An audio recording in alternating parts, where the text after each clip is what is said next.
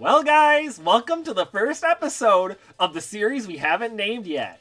Each month, me and the boys will be playing one game from our backlog. We'll complete it, give a short review, and then move on to the next game. But be careful, if you fail to complete your game too many times, we'll probably come up with a punishment or something. I don't know, we haven't really decided the semantics. You have to play a bad game. We haven't decided the semantics of the series. You have to play Call of Duty Black Ops 7. No! No. Wait, that's actually the a good punishment. You have to buy That's a it, good and you have to buy the most special edition that costs like $200 probably. Oh gosh. You have to buy a hentai game from the eShop.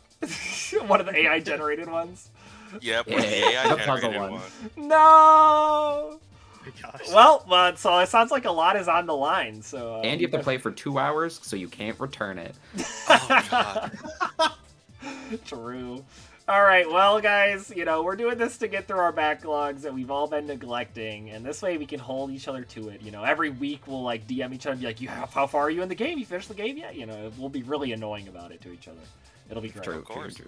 But first, we have to introduce the game. So, I guess, I'll just go down the line. I'll go first. Gamers, I am pleased to announce that my first game for the epic backlog series that doesn't have a name yet is Tales of Xillia for the PlayStation 5. Because, I've been trying to get through every single Tales game eventually. And that one came out like a month ago now. I bought it day one and then just haven't touched it. So I really wanna change that. So let's do it. Yay. Yay. Claps. All right, Logan, you're up next. So the game I'll be playing is a game I've already previously played, but it's been probably probably 6 or 7 years since I played it last. It's actually going to be Kirby and the Forgotten Land. I'm going to replay it so I can prepare myself for the actual new game, Metroid Prime 4, that released this year. Yep. Yeah, no, just kidding. It's Kirby and the Forgotten Land 2. So I'll be seeing if I can do a twofer. If not, it will just be the original Kirby and the Forgotten Land. and I'll do like all the extra goodies and stuff that I missed from the previous playthrough. Like I didn't do any of the DLCs or anything. So And if anyone asks, yes, this counts, because if you only beat the game just to beat the game and didn't get like the true ending, then yeah, you didn't really beat the game, yeah, I don't think I beat the game. All I right. think I did like 2 of the 3 endings. This is why we need Christian here. We tried to record this without him, and we didn't know what the rules were. So we were like, does that work? Does that count? I don't know. But now we does have. count. Yeah. Get your true ending gamers. I have a few like that I need to go through, but not now. All right. Well, moving on to Christian number 1, T-Boy. Feel free to choose your game. And in December, I'll be playing Atelier Sophie 2. I beat the first game, I think around a year ago, it's gotta be. I really enjoyed it. It was my first Atelier game that I beat. I did play Ryza, but I didn't beat Ryza. I just played it. So Another game for the backlog. Another backlog game. But I'm playing through Sophie 2 because I beat Sophie 1. I really liked it. The soundtrack was very good, and I just want to see if it holds up to be a second game. And I hope it's better, because I feel like there was some like clunkiness in the first game. Hopefully it got polished in the second game. Pretty excited. So yeah, I've been holding off for this game for about a year now. So yeah, it's about time to get you to it. All right. And finally, the person who has invented the series. That's right. All ad revenue on this video will be going to him. All $0. Triple C. Yeah, baby. All right, for my first game of this series, it is going to be Monster Hunter Stories, the re-release that happened. I played the second one in the series. Really enjoyed it, and so when they announced that the first one was going to be re-released on modern consoles, I picked it up day one, but I never got through it. There were just so many other games out. I figured I'd get to it eventually, but eventually is now. All right, sweet. So, Yay. at this point in the video, we are going to flash forward to the end of the month where we have all hopefully completed the games. So, send it on over to future us. I hope there's still life in their eyes after this Yeah, I was gonna say, arduous like, task like, of it wasn't playing bad. video games. I hope we invested in Bitcoin. Yeah, it's true. All right, see ya. Well, guys, that sure was an epic month of gaming that just progressed in the span of the 1 second it took to cut from us a month ago to us now. In fact, I think now we can all agree that we're better people after playing those games. Do you guys agree? Yeah. 100%. You can say Yep. that. Okay. Yeah. Okay. So from now on, though, we're going to announce the games we're playing at the end of the episode because that just makes more sense. But because this was the first episode, we had to do it before. Yeah, we're not gonna give you So- 2 videos. That'd be too much. Yeah, that's a little above my upload schedule. That's a little too much. Okay, so I guess we're just gonna go down one by one, and we're gonna talk about the epic game we played and discuss it. It sounds like Triple C Gamer is the most prepared, so we're gonna make him go first. All right, can everyone hear me just fine? Yes, we can hear you. Yes, correct. Okay, perfect. Okay, so to start off, you remember I announced that I was going to play Monster Hunter Stories, the remake that was released for modern consoles. And I gotta say, pretty good time. To start off, it just kind of goes over the story, the funny. You said the thing. That's the world of Monster Hunter Riders. Well, I guess Monster Riders instead. But anyways, Spider it Riders? goes over how. Yeah, Spider Riders. I mean, you could get Nercella and become a Spider Yeah, Rider. then you become a Spider Rider. Yeah. Yeah, there you go. But yeah, it was my main takeaway from that is if y'all remember how when Monster Hunter Stories 2 came out and everyone said, "Oh, it's just Monster Hunter Stories but HD." Well, yeah, they were right. It's just the first game. It's the first game in HD, so it was just Monster Hunter Stories again. But fun time, and it was just a quick little. It goes over how the main writer, you create the character. Canonically, the character's name is Loot, but who cares? It goes over the story From Fire of Emblem. him and his two friends, No. Cheval and Lila, and how Cheval the Black Grand? Blight is Cheval Grand. God. Duh. From Uma Musume. Editor, put up a picture of Cheval Grand. And then No, put up don't do Cheval it. right next to him. I hate Cheetah Sunblock. Yeah, it goes over how the Black Blight is taking over the world that we're in, and it's up to you to stop it. And this is the origin story of a lot of the characters that show up again in Monster Hunter Stories 2. Spoilers. What the No, oh no, the game's only been out for let's see, how long? heck? Characters show Like a up. decade. Characters show Oh up. my I can't believe it. The game has characters when the game has characters. When the game has When the characters. game has characters. So to go over the gameplay, editor, you're probably gonna put in the gameplay section I put in. Yeah, it'll already It's be playing. Sweet. It's the turn-based combat that they founded in this game. It's simple, just rock paper scissors of power, speed, and technical. Power beats technical, technical beats speed, speed beats power. Each monster has an equipped type to it. So say Rathalos is a power type, whereas Zamtrios is a technical. You can collect different types of monsters. From eggs and caves and all that. They had a good variety of monsters too. I was genuinely surprised seeing some monsters. They had freaking Devil Joe in that game, and I was not expecting that at one point. Because I don't. If you guys know the monster that calls other monsters for help canonically, it's a bird. Kurapeko. Yeah, thank you. He's in the game. He uses his ability to. You can use that to call other monsters, and that's how you get a chance to call rarer monsters. That's fun. So I was doing that grinding one point, and I ran into a freaking Devil Joe way earlier than I was supposed to because it's a 1% chance of happening. It's like, oh, okay.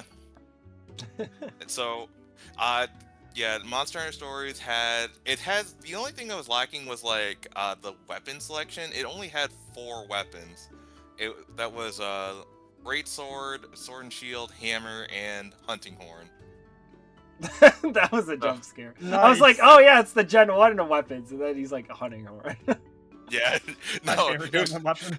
it was a very weird selection, and it doesn't even let you switch. Like in Monster Hunter Stories 2, you could switch equipment, so it was incentivized that you would switch around what weapons you had and hit monsters with different weaknesses. So, you would chop a tail with a sword and then hit the head with a bludgeoning weapon. Now in this game you could just run great sword and just win the game because that's exactly what I did.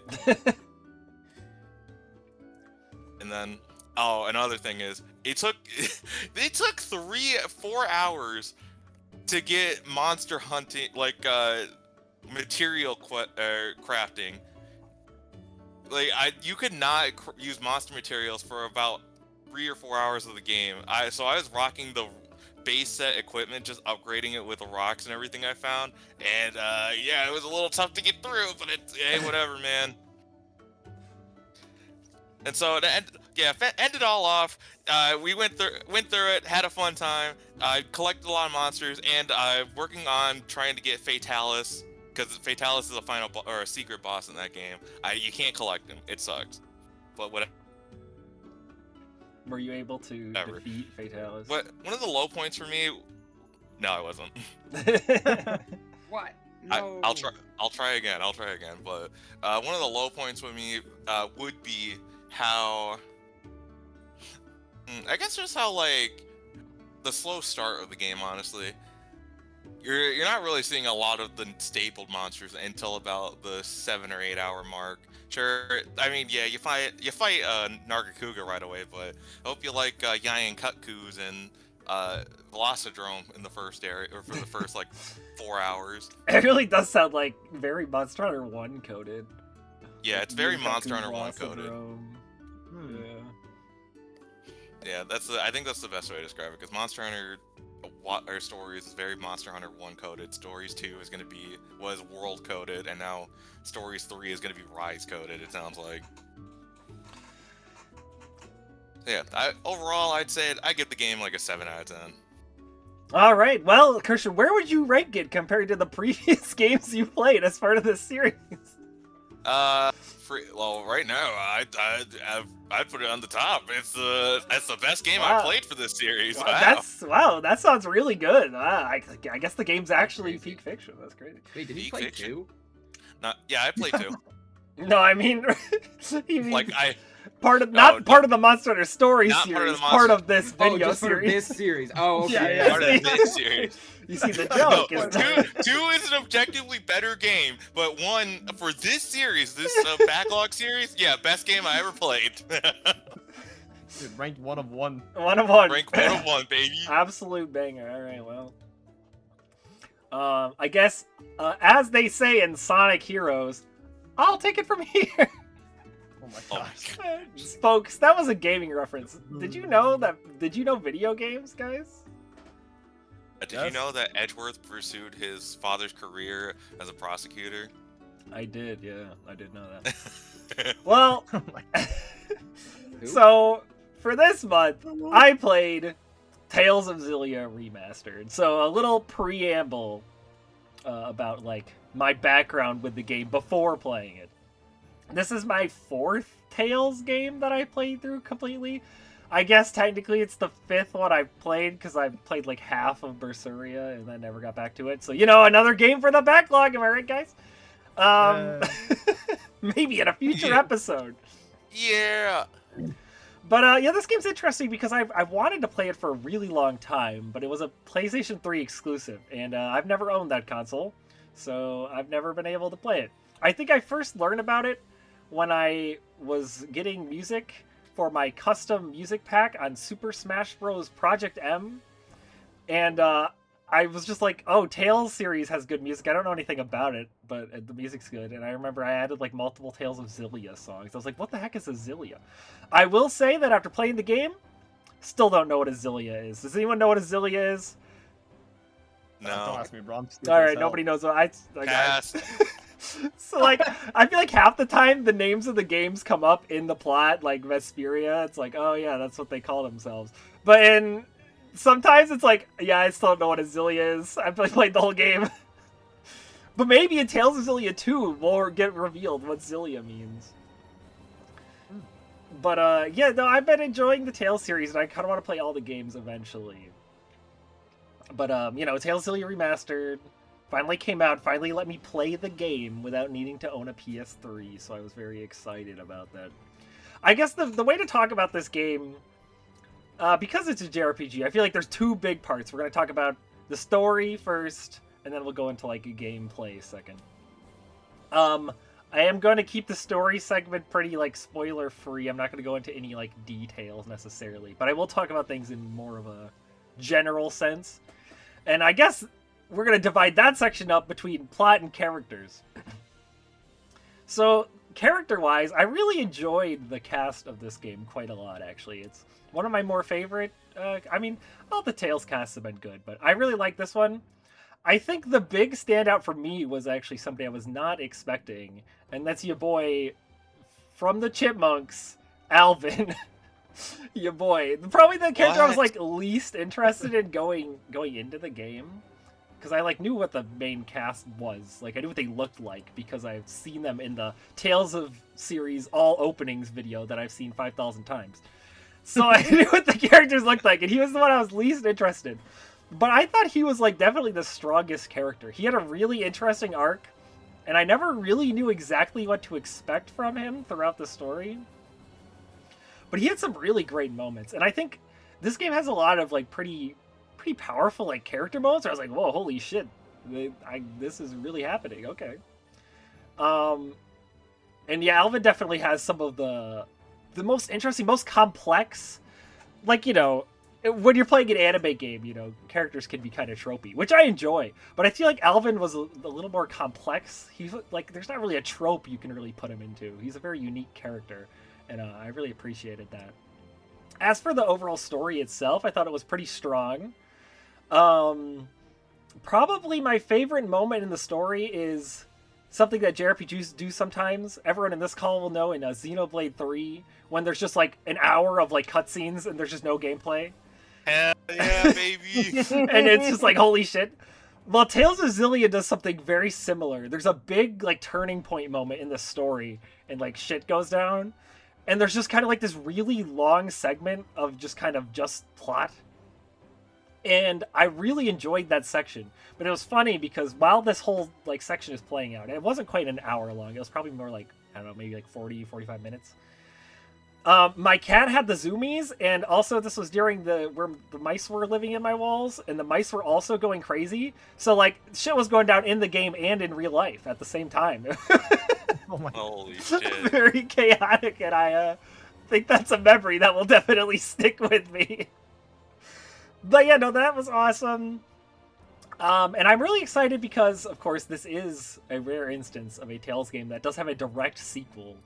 So whenever that eventually gets remastered, I'm definitely looking forward to it. So now going into, I guess, gameplay-wise, this I could talk a little more about. I don't have to worry about spoilers. Obviously, you got the standard Tales gameplay. You hit an enemy on the field, you transition into a little battle, and then the closest thing you could compare Tales combat to is like fighting games. It plays very much like a fighting game. You know, you got your basic attacks, you got your special moves, you can chain them together to do combos. It's a very unique kind of style of gameplay, even among like other action RPGs, because there's plenty of action RPGs, but because Tales kind of leans, especially the older games, kind of lean into this like fighting game style, it's very unique. Tales of Xillia is a more modern game, but also not like so modern, because I know that the further you get, like the newest Tales games are like really action focused. I feel like Xillia was a good kind of like middle ground between kind of the more modern approach, but also still having some of that kind of classic, slower combat feel, which I liked. The way that like leveling up in this game works, because a lot of Tales games have different progression systems. Xillia's progression system works a lot like, I guess the closest thing to compare to is like the sphere grid from Final Fantasy X, but maybe a little less linear. I mean, there are branching paths in Final Fantasy X, but like I remember at the start, you kind of just go on one path for a while. But with Xillia, every time you level up, you get a certain amount of points depending on the level you've reached. So if you reach like the early levels, you were usually only getting, I think, 2 or 3 points to unlock little nodes on the character's big like web of skills they can learn. And then like in the mid game, you started getting like 4 to 5, and then by the late game, it kind of petered off again, and I was only getting like a couple of points per level up. But I really thought they did a good job with like the progression. Like it felt like I was very slowly making meaningful progress towards making my character stronger, and then every once in a while you would find a skill that was like, holy shit, this changes the character's entire play style. Like, you would get a skill that's like, allows character to double jump, and you'd be like, holy shit, this literally changes everything! And I really liked those moments, and I felt like they were spaced out enough to like keep me really invested in strengthening my characters. Like, it felt really good to get stronger in this game, because you would eventually hit some crazy new skill that would completely change the way the game played. And going into that, this game has a mechanic where you kind of like tie two of your characters together. So you have 4 characters at a time, and then they can kind of split up into 2 pairs. And they'll let you do special like team attacks, which are really fun. But also like passive abilities equipped by your character, most of them will also affect the person paired with them, which lets you do all kinds of other crazy, you know, combinations of abilities, which I thought was a lot of fun. The character I liked to play the most had like her whole playstyle is aerial combat, and the amount of airtime you can get is like ridiculous by the end of the game, and it was so fun because I've never played a Tails character that had quite that amount of like verticality to their movement, and it was really unique and a ton of fun. So yeah, I really liked the combat portion of the game. Now the rest of the game, I guess, is the kind of overworld exploration running around part. And I would split that up into like 3 different categories. So you got the towns, and there's not a whole lot to say about towns. They're JRPG towns. The game doesn't do anything revolutionary with this concept. There's nothing bad about it, but there's also nothing to really write home about it. They're JRPG towns. You go there, you take quests, you buy stuff. And then you have kind of the 2 main areas where you fight enemies. There's like the dungeons, and then the like big open field areas. The dungeons I thought were perfectly fine. None of them like blew me away, but they would have some simple puzzles to solve, and they were fun enough to go around in. I didn't have any problems with that. But then we get to probably the biggest negative of the game, and the only one I really have, and that's the big open areas. So there's quite a few of these in the game. And they're all kind of just the same thing, copy and pasted over and over again with a different coat of paint. They're just these big open areas with some trees or whatever around, and the enemies are just kind of like randomly placed across it. And then on the side, there'll be little holes you can crawl into to get a couple of chests. And then there'll be like randomly generated items, as well as like chests with non-randomly generated items strewn around. And after you've done a couple of them, you're like, these are all just the same thing over and over and over again. And they're just not very exciting, because unlike the dungeons where you have little branching pathways and can explore, you're really just kind of going from point A to point B and picking stuff up along the way. I thought that was pretty weak. You'll see one of these areas in my footage. In fact, I might be able to show 2 different ones, because I think most of the footage I got was from these kind of open areas. Definitely the weakest part of the game. Not that it's like a slog to go through, it's just really uninteresting. You're like, okay, do I need to go through the big open area a 9th time? I guess we're doing it a 9th time. But overall, I really liked the game. Like, that's my only thing I could really complain about. I felt like everything else was good. I like the voice acting. I like the visuals. I mean, it can look a little weird at times because it's an up-resed PS3 games. And the up-resing, I know it's not everyone's favorite thing ever. I don't really mind, but it can look a little goofy when these models that were clearly like not made for this fidelity are kind of forced up to be upscaled, and it could look a little jank at times, but for the most part it was fine, and it didn't really take me out of the experience. I did most of the content in the game that I knew of. I did most of the quests. I don't think I did everything, but I did do like the end game little quest where you go and kill, like there's these big like super boss guys. Calling them super bosses is a little overkill. They weren't that hard, but there's like these optional bosses that each have a weapon corresponding to each character. And so I did that. I killed all those guys and got all their weapons. But most Tales games have this thing where like the weapons get stronger in like New Game Plus, but they were still the strongest weapons I could get even without it being New Game Plus. So I decked everyone out, and I had a lot of fun making everyone strong, which is definitely my favorite part of the game. I feel like the progression was really good. I really liked making my character strong. And the final boss fight was really cool. I won't spoil it, but they do some like classic. The stuff I love in JRPGs, I'll just put it that way. Friendship is power. Yeah, basically. But the way it's done is like really cool, and like I was like, all right, you got me. I smiled, you know, I clapped, you know, that was pretty peak. But you know, the story is not finished yet. I do like how that game's ending. It's still like ended. Like if this was the only game, it'd still be good. But there's definitely a lot of open area for expansion.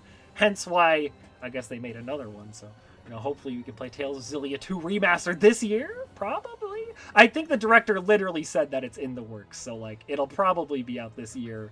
I'd be surprised if it wasn't. So maybe that'll be part of the backlog later this year. We could do a review of both games. But overall, yeah, I really enjoyed my time. Solid, based, compared to the other games I've played for this series, I would have to say it's probably the best one. Dang, all right. Dang. Yeah, I mean, All right. yeah, it's, but at the same time, that it is also kind of the worst one at the same time. You know what I mean? Yeah. No, my game sucks. No, I know what you mean, Nate. I know what you mean. So yeah, that's my big review of Tales of Xillia Remastered for the Nintendo Switch, PS5, and PC. I don't think there was an Xbox version. Maybe there was. Dude, Xbox doesn't get anything I now. kind of feel like there wasn't. So, It probably isn't.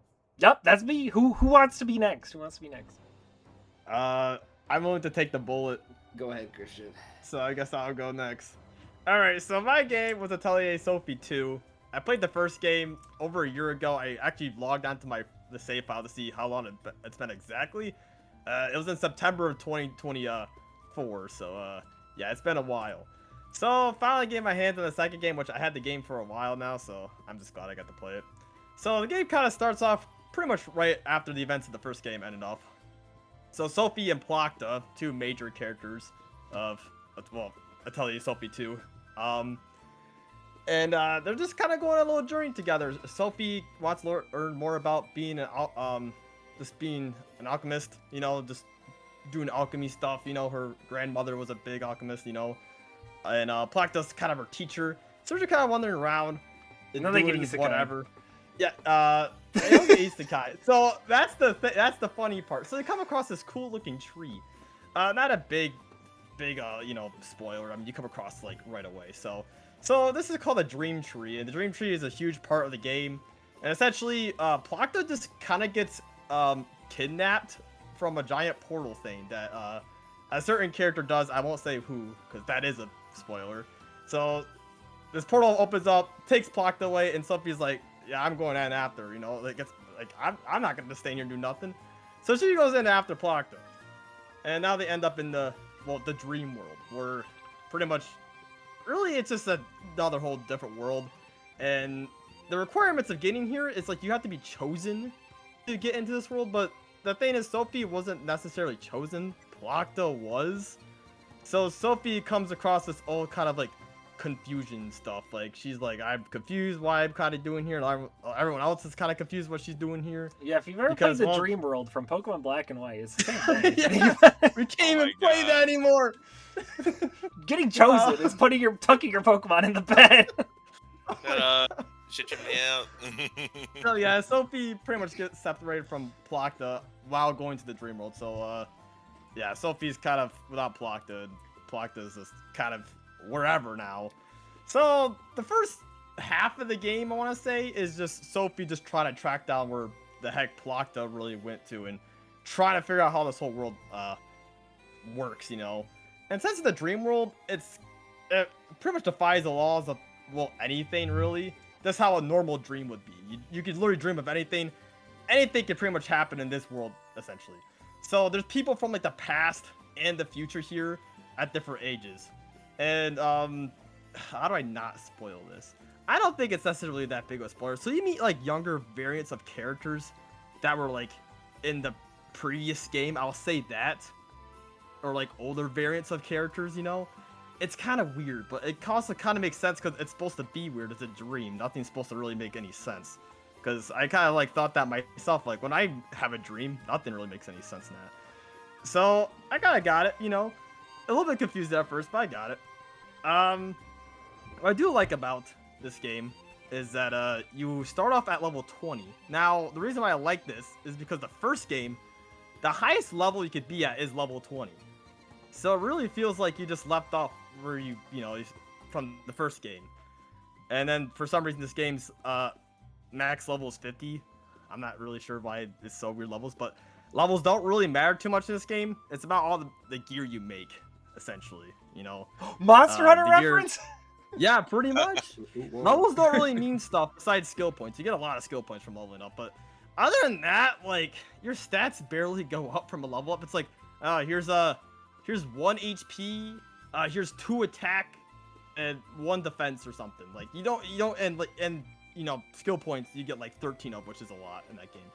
So essentially, leveling up is the whole just getting more skill points, which I find also really cool, and it really encourages you to keep getting your gear max and further out. At the start, it's kind of limited because you know it's the start. You know it's you can only do only so much, but later down the line, you can do the grid system, like the alchemist, like synthesizing a bunch of materials gets bigger and bigger and more complicated. But if you can do it correctly, you're high. It's not really high risk. Yeah, I guess you could say high risk, high reward, but it's like more thinking to get better stuff. You know. So if you're really good at kind of like putting like the pieces together, you're gonna get better items. And if you don't, well, you don't get better items essentially. So I do like that system a lot. How much like items really do matter in this game. But yeah, this game's very good. I like the cast too, by the way. The cast is a lot stronger than the first game. The first game's cast was kind of all over the place. I'm not even gonna lie. Like, yeah, this one dude who just like works at a clock store. Yeah, he's just in your party now. Like, heck it. Like, you just have him there. But then it's like what? Like, okay, I guess. And this other dude in the first game's like, yeah, he makes dolls. Yeah, I mean, he actually kind of has a little bit more importance, but it's still like, what the heck. In this game, every party member has like character development, you know. So that makes my heart be like, oh, thank goodness. Because the first game it just felt like, oh, here's this guy. He's here now. But yeah, in this game, definitely. That's Steve. Why is he here? I don't know. It's just Steve. Wow. He's just here. And, like, He was bored. I can't really talk about the first game too much because I'm gonna spoil the first game. But the second game, I don't know. This is kind of weird playing the second game and then not discussing it for whatever. So yeah, I am. It's kind of confusing, but yeah, I do like the character line in this game. A personal favorite of mine. Honestly, Plakta just has so much development in this game. In the first game, I can't really say why she doesn't have much development because spoilers. But the first game, she was just kind of there until like the end of the game, and then she actually gets some stuff going for her. But in the second game, it just, oh my gosh, it's so much more. You learn way more about her character, which I feel like is the whole point of the second game, is to learn way more about Plakta, because she still was just kind of a mystery in the first game, even though she was a major character in the game. So I am happy that they actually like added on to her story, because, you know, she's going to be a major character in the third game. Like, come on, there's got to be a third game, considering how it ended off for this game.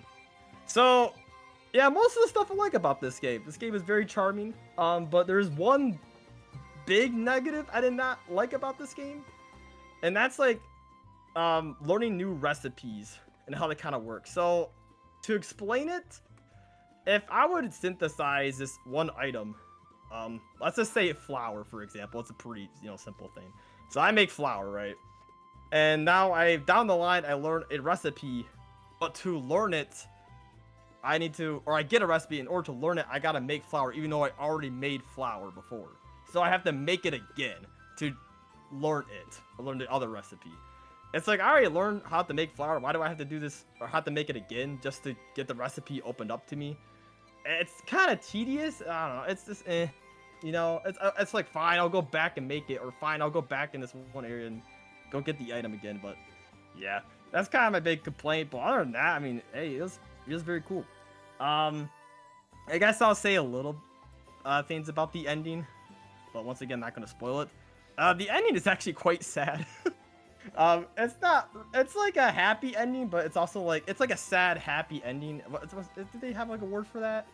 I don't know. But it's sad, but it's also like, bittersweet. Like, yeah, it's like bittersweet, I guess. Yeah, it's like, it's not like, oh, it's not a negative way how sad it is. It's just sad how it ends up. And like, once again, can't really say why, because it spoils the whole game, pretty much. But yeah, it certainly is a really fun game. It's definitely a lot better than the first game, I'll tell you that. The first game, it wasn't bad, but a lot of stuff is just like, okay, But in this game, it's just like, okay, it's a lot better. And there's definitely going to be a third game in the making. You know, I'd be surprised if there wasn't, because once again, kind of leaves off as a cliffhanger. Kind of just what the first game did. Though I do like how you beat the game. You actually get a special message from each of the main cast members. And it's really cool. I wish more games kind of did that. It's just little cool, heartwarming messages sent out to the player. And that's your reward for beating the game. So I still gotta go through all those messages because there's a lot of... It's not just like the party members. It's like any main character in the story, they have a message to give you. So I thought that was very cool. But yeah, overall, I don't really like to rate games out of 10 because I feel like most of the time I say 8. But that's like, you know, the one. Well, how would you rank like, it compared to all of the other great games you played throughout this series, Christian? The Atelier series or the No, series this that we're video doing right now? series. The series I had video. to ask the question because, you know. I'm gonna keep doing the same bit. It's not changing. Okay. Hey, you can throw a fat or curveball on me, man. I don't know what to tell you. But, yeah, it's the number one up there. Not to, like, be crazy or anything, but it's number one for a lot of reasons that I cannot discuss. Yeah, right no, now. definitely. Yeah, for lots of reasons, for lots of good reasons. It's number for a one. lot of spoilers reasons. I think that is like the main issue with this game. It's like I feel like I have to talk about like the stuff I like, but it's spoiling the game. So next time, for my next game, I'm definitely making some notes because I do not have any notes for me. So we're making notes next time. I'm sorry this was scuffed. No, The first Christian, episode's always scuffed. That's the point. Listen, I had notes and I was still rambling sometimes. But I was like, my notes are because, like I said, I made notes for 2 to 5 minutes, but Nate was like, just keep going. Like, well, shit. Yeah, I was like this, like, what do I talk about now? And I always wanted to talk about this part. That's like, well, that's a spoiler. Can't really say that to anyone. But I think the gameplay was shown for itself, and you kind of see the gist of things, you know. All right. Well, that just leaves The best for last. the best for last. Logan, tell us all about Kirby and the Forgotten Land. Kirby in the Forgotten You're Land. supposed to say Hollow Like Knight. the Australian, like a Hollow like a Knight? voiceover. No, didn't you watch the intro? Didn't you remember from last didn't month? you watch the intro? What the Yeah, frick? he's Well, always the playing video's not even Kirby. out yet when What I'm are- watching. Christian, what are you talking about, man? Yeah, it's on screen right Yeah, now. Hollow Christian, Knight. what are you talking about? Triple C. I've never even heard of that game. There Wait, definitely wasn't like a point where I reached in Hollow Knight where I died against the same boss for like an hour and a half, and I was like, I gotta put this down. 'Cause I was really getting on my mind. guys, I don't really And to get be what you're fair, talking it was about. like it was like a this is supposed to be like a last boss thing, and I was like, okay, I could fight it right now. No, definitely not where I was. I'm a little confused because, like, is there a game called Hollow Knight? Like, I'm a little lost. That's That's song. true, yeah. So I guess where do I start? Now, I Kirby and the actually Forgotten played Land, I do know that one. Yeah. Kirby and Yeah, the that Forgotten Land. So it came out in 2022. I picked it up when we were in Japan, and you know, I like a good Kirby game. Like I think everybody does. But I hadn't played this one. Insert Silas comment about not liking Kirby or video games Well, in general. you know, I guess he just doesn't like happiness, so that makes sense. Let's Silas, see. are you gonna take that? Yeah, just get out. If not, please donate $500 to my Patreon. Yeah, if you want me to finish a game that hasn't come out, Hollow Knight, let me know in the comments below. So this is Kirby's first like entry into like the fully 3D gameplay. Like, I guess you could do Air Riders, like the first one. But and like 64 also had like 3D, but it was on rails. It's This 3D, one you can 2D. move around. Yeah. And it's like it's one of, I mean, it was a really nice romp through. Like, obviously it has the Sakurai polish of like it's his child, so like. But he didn't make that game. He didn't make this game? No, Air Riders is the first game he's made since the original Air Oh, Riders. never mind. yeah, he's been on a. But it's Kirby. he hasn't made a Kirby game in a while. Anyway, cut that part out. Yeah, no, he infamously left HAL and then he went independent, That's and then Nintendo kept making him come back to make Smash games. He's technically Yeah, a they're third like, party you gotta now. come back here. No, but this game was awesome.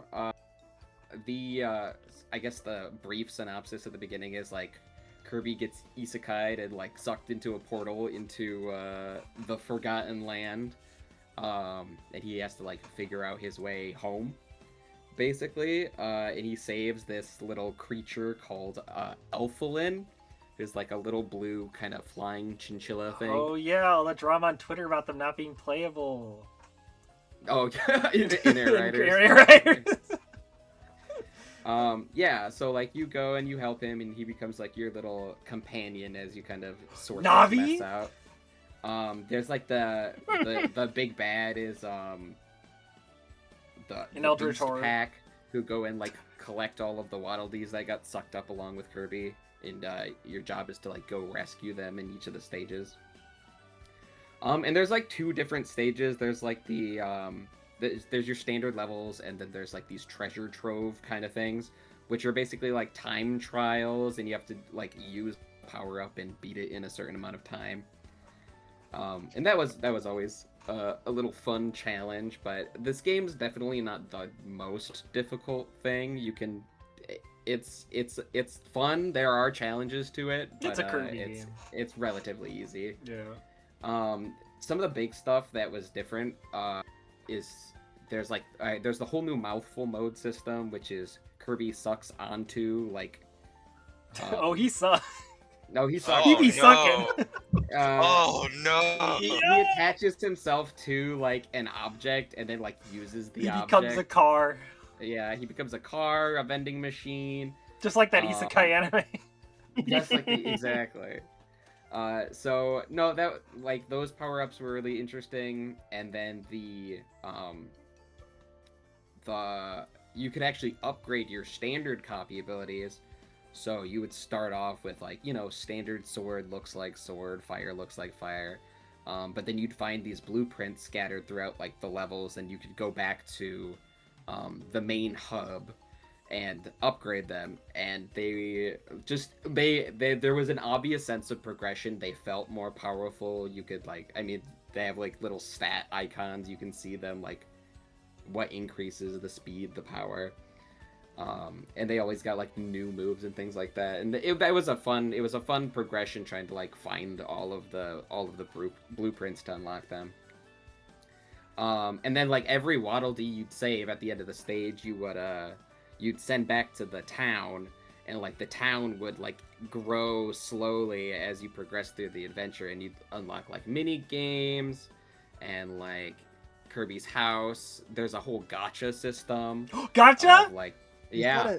You find little capsules in the levels, and then it's like 4 gacha machines you like unlock throughout the adventure. This is just like the legendary and you Starfy. get, like little trophies. Yeah, you just get trophies and stuff like that. I love the gacha machine in Starfy. Yeah, it's great. It's fantastic. I did collect all of the trophies, which was a little bit of a pain, but it wasn't too bad. What else is there? I guess I could talk about the plot a little bit more. So, like, the land itself is sort of like this kind of strangely... Some sort of forgotten land. Forgotten land. It's like post-apocalyptic. Like, the Beast Pack is like the main antagonist, but they're like animals that took over after, you'd presume, like humans left or something like that. Yeah. And the kind of final boss, it's a Kirby game, like the final boss is like insane. It's just like some like crazy like the space classic alien or like horror, concept of time or happiness or despair or whatever. Danganronpa? Yeah, Danganronpa. Drew, I was gonna say it. put the clip in. Thank you. No, that's wrong. Yeah, and it was just a romp. You use like the final Romp? A romp. Danganronpa. It was Say a that fun again. time. Say Danganronpa? that one more time. Oh, it was a romp. Say that again. Literally. What else? Oh, and then also, the DLC had come out, just for the Switch too, I believe, right? Yes. Yes. So I played through that in tandem with the main story. So, like a crystal meteorite crashes down, and you have to go find these starries, which are basically like the Waddle Dees, but they do like remixes of the level where you like you go through almost the same level, but there's like these crystals that you like touch and break, and then like the level changes like so dramatically, and it's very pretty. The music in the game is fantastic. And then that kind of also happened to be it was a similar final boss to the original game as well. I don't want to spoil anything for people that are interested in it, but it was crazy. And of course, I did I 100%ed the game, so I did the whole. You unlock a Coliseum, and the Coliseum has some awesome final bosses that are. I mean, they're not the actual final boss, but there's some like mega bosses in there. Yeah, it was great. Definitely, probably. I mean, 8, 9 out of 10 game. But how would you rank it compared to the other games you played as part of the Backlog series? Well, let's see. Non-applicable, because it's the game. No, I think it's the worst game you played so far. I mean, it's just. I think it. Yeah, honestly. But it's also the best if you really think about it. I don't think I should count it, honestly. Brother. All right. Well, guys, I'd say we all had a grand old time doing some epic gaming. Let us know in the comments which game you're most interested in. Let us know which one you're least interested in that you freaking hate and wish was dead. Let us know in the comments. Also, what game are you playing for this month? What game are you playing, viewers? But, yeah, let us know what game. If you guys want to play along, go ahead and do it. Yeah, let us know if you're finally getting off that, or kicking off that backlog. If you're finally getting off. Yeah. And that's a great transition because we're going to be getting off to a great start in this next month by selecting our games for the month of January. What games are we going to play this January? Triple C Gamer, we'll go in order that we did the reviews. Triple C Gamer, what game are you going to be playing for this fantastic first month of 2026? First month of 2026, I will be playing Digimon Story Time Stranger. Christian, why did you select this game? Why I selected it? Because I'm a big fan of Digimon. I bought it on release, but I didn't play it. I played for like maybe a few hours, and then I dropped it because we literally went to Japan. Yeah. We went like right after the game came out, yeah. Yeah, so I want to give it a chance that it deserves. Gonna finish it off, and then maybe I'll pick up the DLC because I know one DLC came out a few months or like a couple weeks ago. So all right, sounds good. Next up is me, and for my game, actually, there's a bit of lore to this one, not that much lore, but the game I've selected is Disgaea 7 Complete for the Nintendo Switch 2. So, I played a couple of Disgaea games already, and I really enjoy the series. But I'm interested to play 7 specifically. So, when this game came out, I think in 2023, I want to say is when it came out originally. I picked it up on Steam, because at the time I did not want to play the Switch version, because Disgaea 6 and 7 run like crap on the Switch 1. So I picked up the Steam version, I played it for maybe 3 hours, and then never got back to it. And then they announced Disgaea 7 Complete, which is like a whole other can of worms, because for whatever reason they decided it was going to be Switch 2 exclusive in the West. It is not the case in Japan.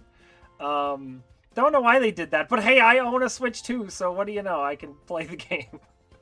But all Complete really does is it has all the DLC, and then it has a couple of additional pieces of content, which I'll talk about in a sec. But my goal, I'm going to consider the game like completed and that it's a success if I complete the main story and see the credits. However, if you know anything about Disgaea games, it's one of those series where like the main game is really just a tutorial for the real game, which is the post game. And Disgaea has very long, grindy post games where the bulk of the content is. Now, I cannot promise I will complete all of the post-game content in the span of a month. However, I am going to try. Again, I'm going to consider it complete if I beat the main story and see the credits, but I'm going to see how far into the post-game I can beat. And see if, the ultimate goal would be to complete the new boss, the new ultimate endgame super boss added in the complete version, which is Raksasha Ball. Ball is the big super boss in all the Disgaea games. And then some games have the Raksasha dimension or whatever. I think I'm pronouncing that right. Which is like the main game, but like on steroids. So, I don't know if I'm going to be able to get strong enough in a month to be able to beat him, but I'm going to try. So Good wish me luck. luck. I mean, But, yeah, I'm looking forward to it. So Disgaea 7, a little more. I know that actually there is a lot of lore going into this.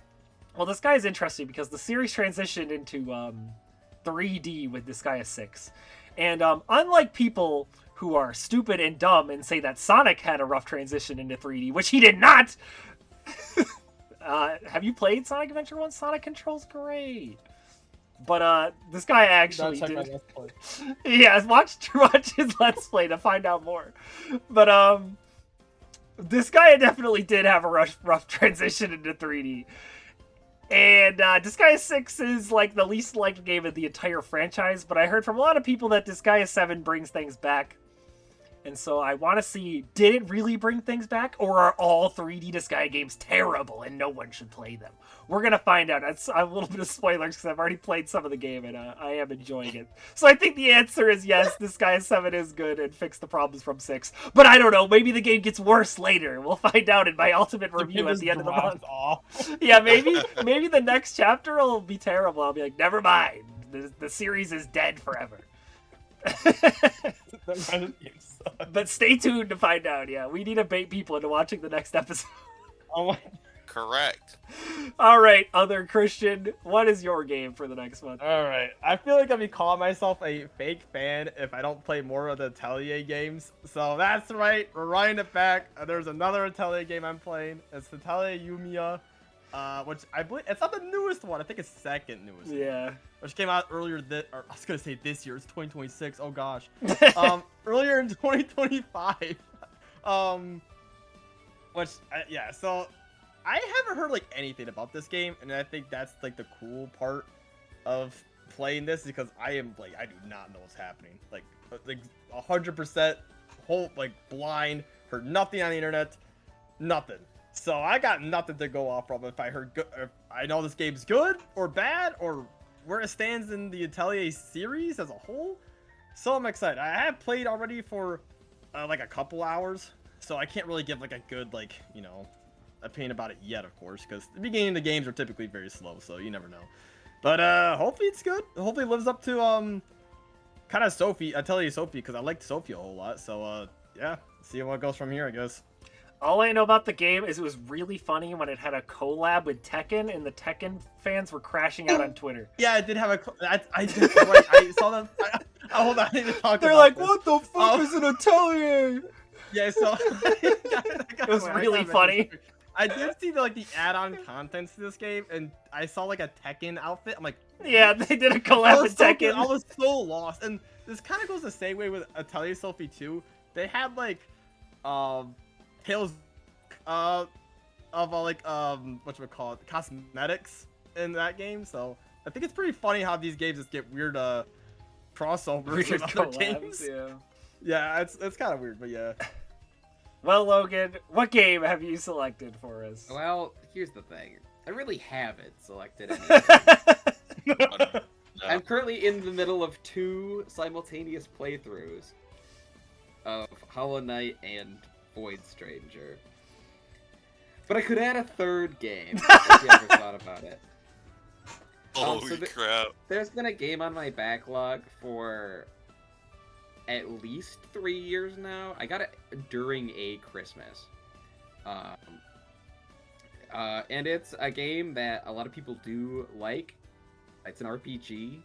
And it has Mario in it. Oh, Elden Ring. Oh. Yeah, Let's right, go. exactly. Oh. Nintendo, hire this man. Yeah, they So I will be attempting to finish those 2 games and play Super Mario RPG from 3 years ago that I just haven't touched on the Switch. Yeah, Logan's the wild card pick. You never really know what's gonna happen. Guys, it's gonna be Hollow Knight all year. That's all I'm gonna say. That's the bit. Yeah, that's the running bit. That's the bit. Every episode, select Hollow Knight and then don't play it. Wait, that's a good bit. Wait, write that down. Write that down. Yeah, wait.